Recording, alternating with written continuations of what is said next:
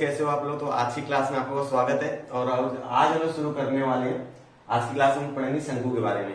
क्या होता है शंकु, क्या कितने सूत्र हैं इसके, उन सूत्रों को कैसे निकाला जाता है, ये सारी चीजों के बारे में हम लोग इस वीडियो में देखने वाले हैं। तो बने रहिएगा अंत तक और हम लोग पूरा शंकु के बारे में देखेंगे, किस तरह से सूत्र निकलता है, क्या याद कैसे याद किया जाए, वो सारी चीजें हम लोग देखेंगे। क्योंकि बहुत टाइम क्या होता है कि शंकु का सवाल तो आता है पेपर में, लेकिन उसका सूत्र हमको याद नहीं होता है। यदि हम लोग ये ध्यान दे दें, यदि इस बात को हमको आ जाए कि वो सूत्र निकलता कैसे, वो सूत्र आया कैसे, ठीक है, तो हमको वो सूत्र क्या हो जाएगा, याद हो जाएगा और समझ में आएगा कि सूत्र किस तरह से निकाला जाता है। तो सबसे पहले मैं उदाहरण से शुरू करना चाहूंगा कि शंकु क्या होता है। आप लोगों ने बर्थडे में टोपी देखी होगी, जो जिसका बर्थडे होता है तो बर्थडे बॉय क्या करता है, टोपी पहनता है जिसका बर्थडे होता है। और उसके साथ साथ उसके दोस्त लोग भी क्या होते हैं, वो टोपी पहनते हैं। तो जो टोपी है वो कौन से आकार की है, शंकु के आकार की है। और आपने एक और चीज देखी होगी, वो शंकु के आकार का आइसक्रीम कोन देखा होगा, ठीक है। आइसक्रीम कोन का भी आकार क्या है, मीन्स किसके जैसा है भाई, शंकु जैसा है। और आप लोग देखिए पेंसिल की नोक होती है जो, वो पेंसिल की नोक भी क्या है, शंकु के आकार की है। तो ये जो आकार थे क्या है, शंकु के आकार के हैं, ठीक है। तो अब बात आ जाती है कि शंकु में कितने पृष्ठभाग होते हैं। तो शंकु में होते हैं 2 पृष्ठभाग, ठीक है। कितने पृष्ठभाग होते हैं शंकु में? शंकु में 2 पृष्ठभाग होते हैं, ठीक है। और ये जो है 3D आकृति है। क्या है 3D आकृति, मतलब त्रिमितीय रचना है, ठीक है। ये त्रिमितीय रचना है, इसके बारे में मैं आगे बताऊंगा। तो पहला पृष्ठभाग जो होता है, जो शंकु का आधार होता है, आधार, अगर मैं आधार की बात करूं, आधार क्या कैसा होता है, वृत्ताकार होगा, वृत्ताकार। और दूसरा पृष्ठभाग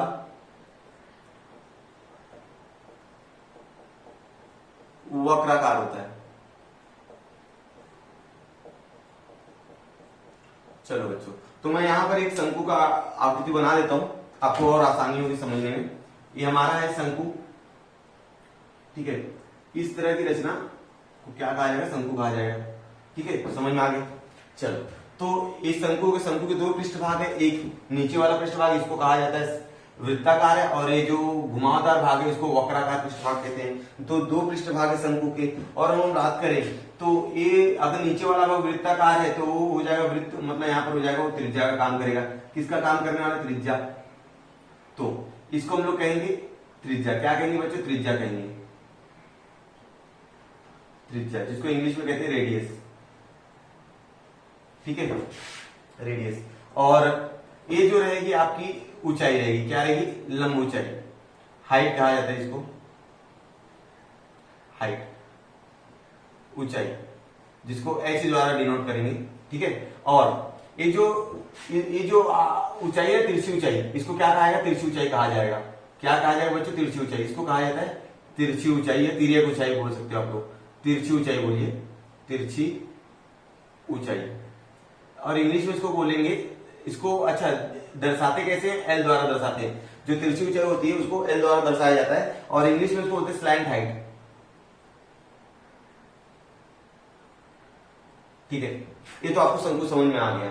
और ये जो लंब ऊंचाई, वो त्रिज्या का क्या होता है, लंब होता है। लंब होने की वजह से अगर मैं यहां पर नाम दे दूं, ये क्या हो जाएगा भाई, शीर्ष बिंदु हो जाएगा। क्या हो जाएगा बच्चों, ये शीर्ष बिंदु हो जाएगा,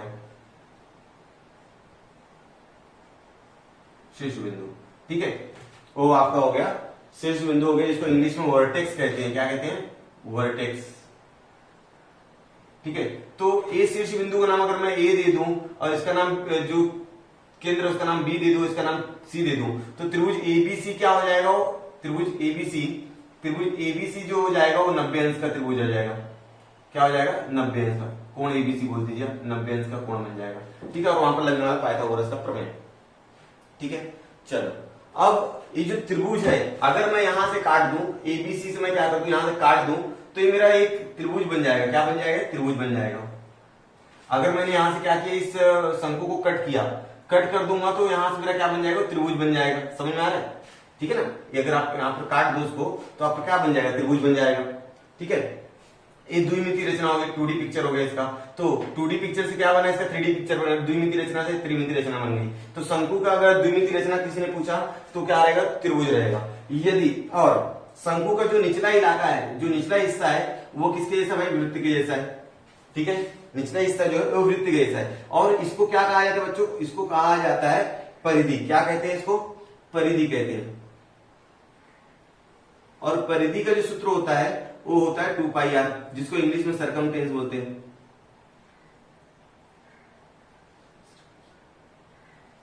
सरकमफ्रेंस, ठीक है, जिसको इंग्लिश सरकमफ्रेंस कहा जाता है, परिधि। ठीक है, यहां तक समझ में आ गया।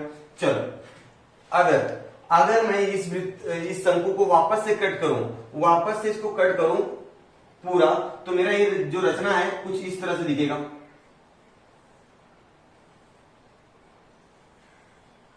कुछ इस तरह से दिखेगा, ठीक है, समझ में आ रहा है। और ये आपका हो जाएगा, जो ये स्लैंट हाइट है, ये आपका हो जाएगा एल। क्या हो जाएगा बच्चों, एल हो जाएगा।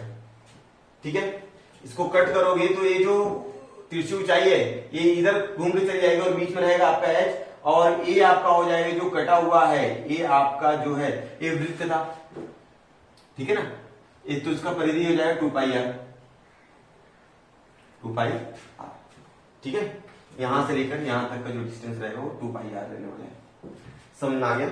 हाँ, चलिए, इसके ऊपर बहुत ज्यादा काम होना है, इसलिए सारे डायग्राम को तुम ध्यान से देखते जाइएगा आप लोग, बहुत ज्यादा समझ में आएगा। पूरा जो सूत्र है, अगर ये सारा डायग्राम आपको अच्छे से समझ में आएगा तो ही कर पाओगे। ठीक है, चलो, तो मैं आपको इसको क्या कहा जाएगा, तो इसको कहा जाता है बच्चों द्वित्रिज्य। क्या कहते हैं, द्वित्रिज्य या sector of circle. Sector of circle, ठीक है, सेक्टर ऑफ सर्कल कहेंगे। ठीक है, तो द्वित्रिज्य, क्योंकि सेक्टर ऑफ सर्कल मतलब सर्कल का क्या होता है, हिस्सा होता है, जिसे मैं इसको बता देता हूं आप लोगों को। देखिए, ये क्या है आपका, एक सर्कल है। क्या है, सर्कल है, देख लीजिए। ठीक है, अब अगर मैं इस सर्कल में से एक हिस्सा बाहर निकालू, ये क्या हो जाएगा, उसका सेक्टर पे हो गया ना, ये जैसे ना। अब अगर मैं इस सेक्टर को ऐसे घुमा दूं गोल, तो ये नीचे वाला क्या है, देखो, ये नीचे वाला क्या है, परिधि 2πr। तो मैं इसको अगर ऐसे घुमा दूं, ऐसे करके घुमा दूं, देखो, इस तरह से आपका शंकु बनके तैयार हो जाएगा। दिख रहा है, ये आपका शंकु बनके तैयार हो जाएगा। ये क्या आ जाएगा आपका, वृत्त की परिधि। तो आपने एक परिधि को घुमाया ना, तो 2πr हो गया। ये क्या होगा, 2πr। और आप जो इसको इस तरह से घुमाए तो क्या हो गया, तिरछी ऊंचाई हो गई। ये क्या होगी, तिरछी ऊंचाई, उसको मैंने एल द्वारा दर्शाया होगा। तो ये किसी भी वृत्त की परिधि, मतलब ये जो शंकु है, तो शंकु बनता किससे है, तो सेक्टर ऑफ सर्कल से बनता है। किससे बनता है, sector of circle. Sector of circle को अगर आप ज्वाइन कर दोगे तो क्या बन जाएगा, आपका शंकु तैयार हो जाएगा। देखा, आपके सामने मैंने बता दिया। अब मैंने एक चीज यहाँ पर और बताई थी, एक शंकु है, उसका 2D रचना जो होती है त्रिभुज होता है। अगर मैं यहां से इसको कट करूं, तो यहां से अगर ऐसे मैं कट कर दूं तो इस तरह से दिखेगा आपको। ठीक है, और इसको आप ज्वाइन करने जाओगे ना, तो आपका शंकु नहीं तैयार होगा। देखिए, इसको अगर आप ज्वाइन करने जाओगे तो शंकु नहीं तैयार होता है। देखिए, ये आपको वो भेल वाले के पास आप जाते होंगे तो वो जैसा बना के देखा ना, उस तरह तैयार होगा, देखो शंकु नहीं तैयार होगा। इस तरह दो बाहर बाहर निकल जाएंगे, तो त्रिभुज से शंकु नहीं तैयार होगा। शंकु किससे तैयार होगा, सेक्टर ऑफ सर्कल से। मतलब द्वित्रिज्य से आप शंकु तैयार कर सकते हो, लेकिन इससे नहीं तैयार कर सकते, क्योंकि यहाँ पर दो हिस्सा बाहर निकल जाएगा, ये पूरा नीचे वृत्त बनेगा नहीं। समझ में आ गए। चलिए, तो ये मैंने कुछ चीजें मैंने बता के रखी हुई है, जिनको आपको ध्यान में रखना है, और हम लोग अब आगे करते हैं। तो अगर ये सारी चीजें हमको समझ में आ गई है, तो हमारा पहला सवाल, पहला सूत्र तैयार होता है कि जो वृत्त का शंकु का जो आधार है, शंकु का आधार है वो किसके जैसा है, वृत्त के जैसा है। तो पहला सूत्र तैयार होता है शंकु के आधार का क्षेत्रफल। शंकु के आधार का क्षेत्रफल, जो शंकु के आधार का क्षेत्रफल है, तो शंकु का आधार किसके जैसा है, वृत्त के जैसा है। तो हम लोग क्या बोलेंगे, वृत्त का क्षेत्रफल।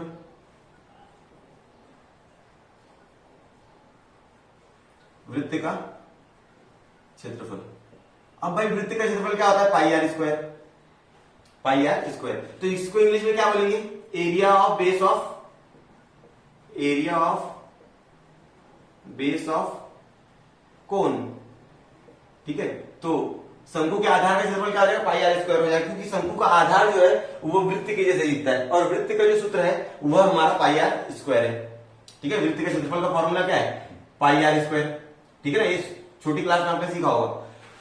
ठीक है, यहां तक समझ में आ गया। चलिए अब दूसरा सूत्र हमारे पास है शंकु का वक्र पृष्ठफल। क्या? शंकु का वक्र पृष्ठफल। तो दूसरा सूत्र यहां पर तैयार होता है शंकु का वक्र पृष्ठफल।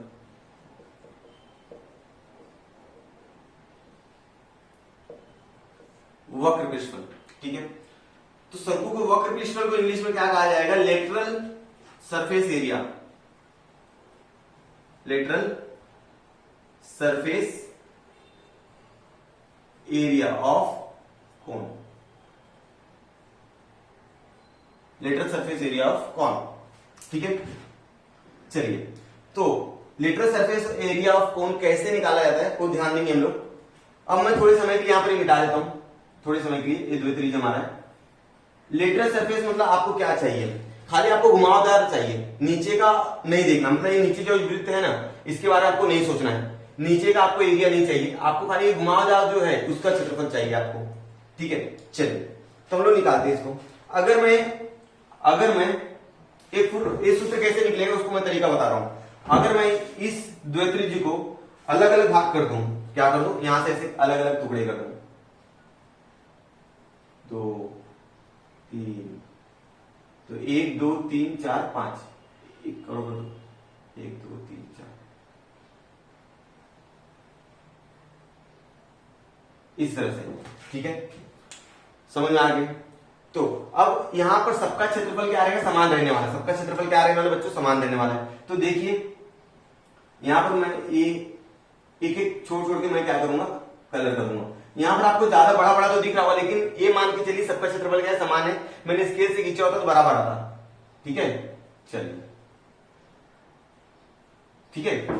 अब अगर मैं यहां लाइन जाकर निकालू यहां से, ठीक है, तो ये स्ट्रेट रहेगा, स्ट्रेट, तो इस तरह से दिखेगा आपको, ठीक है।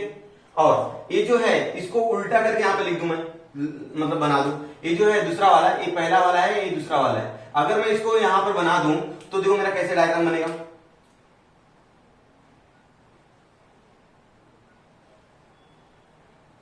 इस तरह से बनेगा, ठीक है। फिर तो ये मेरा ब्लू वाला था, कौन सा था? ये ब्लू वाला, ठीक है। वापस से ब्लू वाला जो है कलर वाला, उसको यहां पर लिख दो, तो ये स्ट्रेट लाइन आ गई। फिर यहां पर, फिर ये जो चौथे नंबर पे, तीसरा नंबर है, ये चौथा नंबर, चौथे नंबर को क्या करो? पलटी करके यहां पर लगा दो, ठीक है। तो ये तीसरा नंबर है आपका, ठीक है, और ये चौथा नंबर। फिर देखो एक तीसरा और ये पांचवा नंबर, ठीक है। पांचवा नंबर वापस यहां पर लगाओ, ठीक है, यहां पर। फिर ये जो छठा नंबर है, ये छठे नंबर को पलटी करके ऊपर लगाओ। आप स्केल से करोगे ना, स्केल से, तो आपको परफेक्ट आएगा, एकदम परफेक्ट आएगा। तो यहां पर आ गया ये राउंडिंग वाला,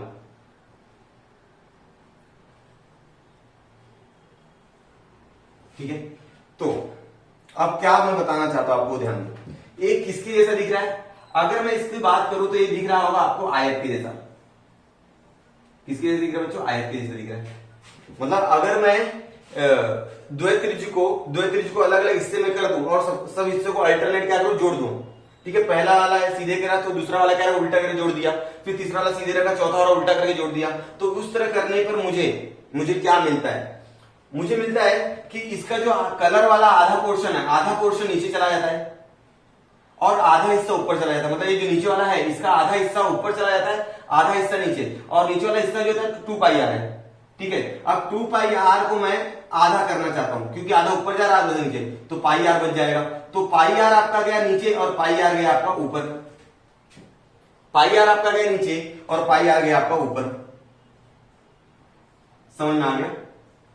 ठीक है ना। मैंने क्या है, द्वित्रिज्य को अलग अलग हिस्से में काट दिया है। अलग अलग हिस्से में जब काटूंगा तो मैं पहला वाले ने दूसरा वाला उल्टा करके लगा दिया, फिर तीसरा वाले ने चौथा वाला, तो इस तरह से मेरा डायग्राम जो बनेगा वो बन रहा है मेरा आयत के जैसा, ठीक है। आयत दिखेगा, रेक्टेंगल, ठीक है। अब ये जो नीचे वाला हिस्सा है वो पाई आर है आपका, तो ऊपर वाला हिस्सा भी क्या है? पाई आर है। हाँ, और ये क्या बचा है? ये आपका है एल। क्या है आपका बच्चों? एल है। तो ये हो जाएगा एल। समझा? कुछ बहुत सारी चीजें वहां पर समझ में आएंगी अगर आप ध्यान से देखोगे तो शंकु का वक्र पृष्ठफल जो है वो शंकु का वक्र पृष्ठफल बन जाएगा आयत का क्षेत्रफल। शंकु को वक्र पृष्ठफल को क्या बना दी मैंने, आयत का क्षेत्रफल। तो मैं यहां पर लिखूंगा आयत का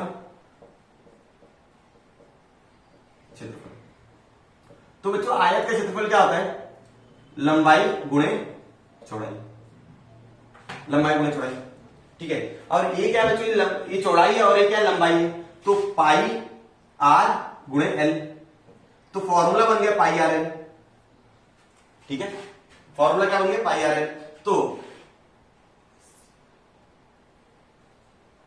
तो फॉर्मूला हमारा आ गया पाई आर एल, किसका आ गया, शंकु का वक्र पृष्ठफल का फॉर्मूला आ गया पाई आर एल। तो इंग्लिश में इसको बोलेंगे L S A, lateral surface area of शंकु, मतलब शंकु का वक्र पृष्ठफल पाई आर एल। अब ये पाई आर एल कैसे बना, आपको समझ में आ गया कि मैं यहाँ पर पाई आर कैसे हुआ, क्योंकि ये जो हिस्सा था, ये हिस्सा दो भाग में आधा आधा हो गया, समझा, आधा ऊपर गया आधा नीचे। तो टू पाई आर का पाई आर हो गया, पाई आर हो गया, और यहाँ पर एल। तो फिर आपको आयत का क्षेत्रफल का फॉर्मूला मालूम है, लंबाई गुणे चौड़ाई, लंबाई गुणे चौड़ाई लगाया, यहाँ पर आंसर आ गया पाई आर एल, समझा।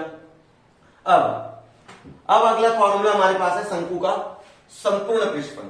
क्या है, शंकु का संपूर्ण पृष्ठफल। तो तीसरा फॉर्मूले की बात करेंगे हम लोग, शंकु का संपूर्ण पृष्ठफल। तो संपूर्ण पृष्ठफल जब भी आए तो संपूर्ण पृष्ठफल सबसे पहले वक्र पृष्ठफल में ऐड होगा।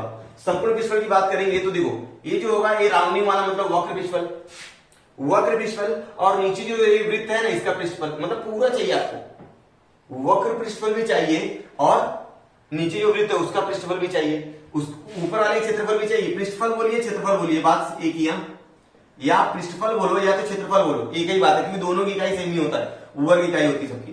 अगर इसका सेंटीमीटर तो सेंटीमीटर वर्ग रहेगा, ठीक है। वक्र पृष्ठफल बोलो या क्षेत्रफल बोलो, ठीक है। तो वक्र पृष्ठफल और नीचे का जो त्रिभुज का क्षेत्रफल है दोनों क्या करेंगे, ऐड करेंगे। तो हम लोग क्या बोलेंगे, वक्र पृष्ठफल प्लस वृत्त का क्षेत्रफल। वक्र पृष्ठफल और नीचे जो वृत्त है वो दोनों का क्षेत्रफल हम लोग क्या कर देंगे, जोड़ देंगे, तो हमारा क्या आ जाएगा, संपूर्ण पृष्ठफल आ जाएगा। क्या आ जाएगा बच्चों, संपूर्ण पृष्ठफल। और वक्र पृष्ठफल का फॉर्मूला क्या आया था, पाई R L, pi are L plus वृत्त का क्षेत्रफल का फॉर्मूला क्या, पाई आर स्क्वायर, ठीक है। यहां पर पाई है, यहां पर पाई आर है, पाई आर क्या कॉमन, पाई आर कॉमन ले लिया, यहां पर L plus R, L plus R. एक इसका फॉर्मूला बन गया बच्चों, संपूर्ण पृष्ठफल का फॉर्मूला बन गया, किसका, संपूर्ण पृष्ठफल। इसको टोटल सरफेस एरिया, क्या कहते हैं बच्चों इसको, total surface area, surface area of cone, ठीक है। चलिए अब हमारे पास बचता है सिर्फ आखिरी का फॉर्मूला, वो है शंकु का घनफल, शंकु का घनफल। चलिए तो मैं आखिरी का फॉर्मूला बताता हूं कैसे करेंगे याद। शंकु का घनफल, शंकु घनफल कैसे, इसको इंग्लिश में बोलेंगे वॉल्यूम ऑफ कोन, ठीक है। अब सुनिए, मैं अगर बात करूं, ये जो शंकु घनफल है ना वो बना हुआ है सिलेंडर से, मतलब बना हुआ बेलन से। तो बेलन किस तरह से होता है, देखिए बेलन हमारा होता है ऐसा, ठीक है। अब इसके अंदर शंकु कैसे बनेगा, ऐसे बनेगा, ठीक है। शंकु बन गया, दिख रहा है आपको नीचे शंकु, और ऊपर भी शंकु बनेगा, ठीक है। तो दो शंकु हो गया। अब मेरी बात ध्यान सुनना, अगर मुझे एक बेलन बनाना है, ठीक है, एक लंब वृत्ताकार बेलन बनाना है, तो मुझे तीन शंकु की जरूरत पड़ती है। कैसे जरूरत पड़ती है वो ध्यान देखते जाइए, ठीक है। चलो ये मैंने क्या बना दिया, शंकु बना दिया, ठीक है। अब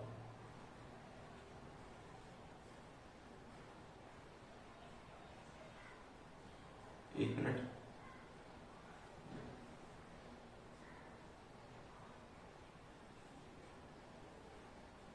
तो ये आपका था पहला वाला शंकु, ये आपका था दूसरा वाला शंकु, दो शंकु हो गए। लेकिन अभी भी एक बेलन बना है क्या, नहीं बना है, क्योंकि यहां का साइड और यहां का साइड क्या खाली है। तो मैंने क्या कर दिया, एक शंकु लिया, एक शंकु मैं लूंगा और इसको बीच में से क्या करूंगा, काट दूंगा। जब मैं इसको बीच में से काटूंगा तो मेरा शंकु किस तरह से दिखेगा, देखो